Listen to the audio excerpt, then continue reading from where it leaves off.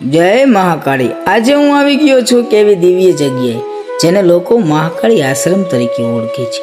ચરાવડામાં સ્થિત આ ધામમાં પગ મૂકતા દિલ અને મગજને અદ્ભુત શાંતિનો અહેસાસ થાય છે।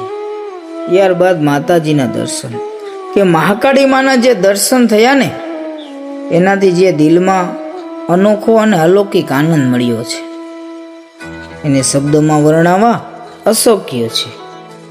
બસ એવું લાગ્યું કે માના આશીર્વાદ સીધા હૃદય સુધી પહોંચી। ત્યારબાદ આશ્રમના પરિસરમાં આવેલી પૂજ્ય બાપુની પવિત્ર સમાધિના દર્શન કર્યા, જ્યાં બેસીને થોડીક ક્ષણ માટે આંખો બંધ કરો ને એટલે સીધો ઈશ્વર સાથેનો તાર જોડાઈ જાય। બાપુને મળીને જે આનંદ અને સંતોષ મળ્યો ને એ શબ્દોમાં વર્ણવવા મુશ્કેલ છે।